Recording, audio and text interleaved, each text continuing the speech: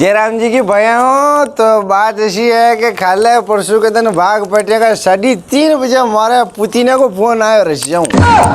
पुतीने हमारा खास यार है। पुतीने मुझे कह रहे हो खुश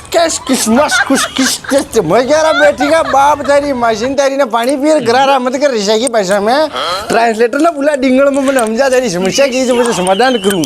वो मैंने कह रहे कि यार वही ट्रांसलेटर ने बुलाया फंसे मैंने वो किसी को डिंगल में समझाई तुम्हारी सारी बात समझ में आ गई। वो मैंने कह रहे हो कि यार मैं मोदी जी भी बात कर ली है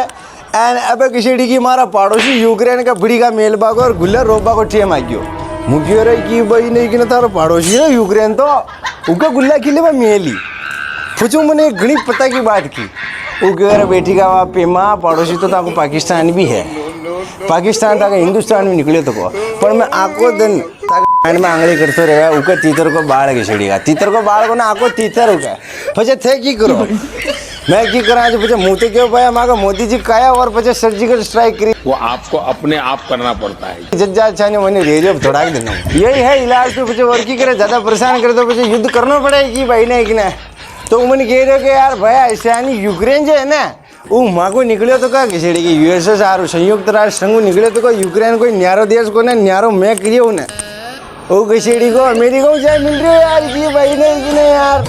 वो नाटो देशों को चाहे मिल रही है यार है ना बच्चे लगी कि नाटो देशों में मिलिया बाद अमेरिका में मिलिया बाद तो माँ का टेंशन बच्ची बढ़ जाए ना रशिया में की भाई ने अमेरिका और मैं तो एंटी आई की भाई ने कि ना इसलिए भैया उन्हें समझा वो जरूरी हो आज मैं बात कर समझा दिया वार्तालाप कर रहा पर मैं फोटा लगा कर समझ में ना रही इसलिए बच्चे मिसाइल छोड़ निकली कि माने ठोको युद्ध को राष्ट्र अपनाना पड़ियो चूतिए हो तुम दोनों। बच्चे मैं क्यों रहा भैया युद्ध कई चीज को समाधान कोने ताकि सेना तो मेरी जो मेरी वहाँ का मनक भी घना मेरी इसलिए ऐसा काम मत कर दिया बेटी का बाप तो पापे लोग खिलाओ इतिहास में अगर बच्चा मनक मरिया तो मनक लकड़ी की थने ना अच्छू न समझेला जान हिटलर ने घिसड़ी का ना पॉजिटिविटी में याद नहीं करे मैंने क्या माँ गंड को मुँह तो घिसड़ी को उतना मन का ना मारना चाहिए हिटलर इसलिए ऐसा काम मत कर जाएगा तारी छवि खराब हुआ इसलिए 2-4 दिन बड़ी का मेल जाए ना फिर शांति में चुपचाप अकल ठिकाना आ जाए वो मुझे कह रहा पेमा मुँह भी ईशानी करबो चाह रही हूँ 3-4 दिन तक बड़ी का मेल हूँ मिसाइला छोड़ूँ उसका सैन्य ठिकाना लगड़ी तबाह कर दिया हूँ अकल ठिकाना आ जाए तो ठीक है न फंसे उसके बाद भी नहीं तो जो हो जो देखो जाए कि मारने ठोकूँ ओगली में मातो दे दे तो मुसड़ू की डरनो पुतिन तो ईशान को आदमी मेरे पाया इसलिए जोक सपाट दोस्तों मजाक अपनी जगह है लेकिन युद्ध किसी भी चीज़ का समाधान नहीं है। महाभारत युद्ध हुआ था उससे पहले भगवान कृष्ण ने दुर्योधन से ये कहा था कि भाई अब इन्होंने अपना वनवास भी पूरा कर लिया अज्ञातवास भी पूरा कर लिया ये तुम्हारे ही भाई हैं तुम्हारा ही रक्त है तुम्हारा ही वंश है तो इनके लिए 5 पांडवों के लिए तुम 5 गांव दे दो कितने खाली 5 गांव दे दो। तो दुर्योधन ने क्या कहा पता है कि सुई की नोक टिके जितना मैं भी बिना युद्ध के नहीं दूंगा। तो भगवान कृष्ण ने कहा कि ठीक है फिर तो अब युद्ध होगा ही। फिर उसके बाद गदा से दुर्योधन की जांग पे वार भी किया उसका छाती भी फाड़ी भीम ने और इतने लोग मरे भी सही 18 दिन युद्ध चला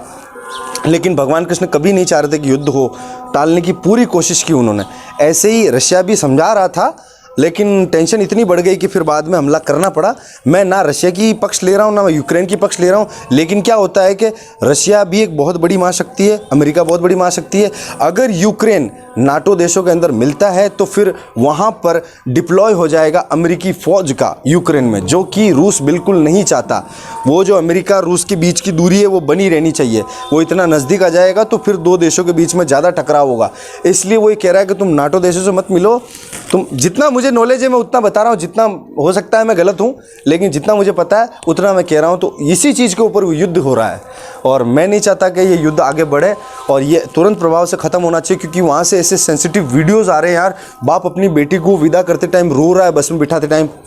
अपनी वाइफ को बिठाते टाइम कि क्या पता इनसे वापस मुलाकात हो नहीं हो। लोग अपने घरों में दुबके हुए हैं क्या पता कब कौन सी मिसाइल आके अटैक कर दे सब यहीं मर जाएं 1 सेकंड में। लोग मेट्रो स्टेशन में घुसने के लिए मतलब भगदड़ मची हुई लोग इतना दुबक के एक दूसरे के पास बैठे हुए हैं क्योंकि मेट्रो स्टेशन नीचे होते हैं तो मिसाइल से अटैक हो तो बंकर की स्थिति में और उस स्थिति में मजबूत रहता है तो लोग बचने की कोशिश कर रहे हैं अपनी तरह से। हम यहाँ इतना सेफ और फ्री हैं यार इसलिए हम वो चीज़ महसूस नहीं कर सकते हैं कि अभी जैसे मैं जिस शहर में रह रहा हूँ अगर इसके ऊपर फाइटर जेट उड़ने लग जाएँ और 1-2 मिसाइलें साले गिर जाए तो यार हमारी क्या स्थिति होगी, सोच के देखो। इसलिए यूक्रेन में भी इंसान ही रहते हैं, रशिया में भी इंसान ही रहते हैं, लेकिन जो राजनेता होते हैं उनके अपने अहंकार है, अपनी समस्याएं हैं, और उस अहंकार के पीछे सारे युद्ध होते हैं और सारी समस्याएं। बाकी इंसानियत में, अगर इंसानियत हम चाहते हैं तो किसी युद्ध की कोई आवश्यकता ही नहीं है। एक बात बताओ मुझे, मैं कहूँ कि यार ये दीवार है, ठीक है ना, ये दीवार तो दिखती है, लेकिन आसमान में कौन सी दीवार है, कहाँ से आसमान में ये पता चलता है कि ये चाइना का बॉर्डर है कि ये भारत का बॉर्डर है। कहीं कोई प्रकृति ने बॉर्डर नहीं बनाया, सब मनुष्य की ईजाद है। सारे देश, सारे फसाद की जड़ सिर्फ मनुष्य का दिमाग है, मनुष्य का अहंकार है। इसलिए युद्ध किसी चीज़ का समाधान नहीं है दोस्तों। जय हिंद, वंदे मातरम। जय राम जी की। शुरुआत में जो वीडियो बनाया कॉमेडी में हो, कहीं दिक्कत को नहीं, लेकिन गंभीर बात यह है कि युद्ध किसी चीज़ का हल नहीं है। युद्ध खत्म होना चाहिए, वरना पता ही नहीं चलेगा कब तीसरे विश्व युद्ध में बदल जाएगा। इसलिए दुआ करो, ये नहीं होना चाहिए। जय राम जी की।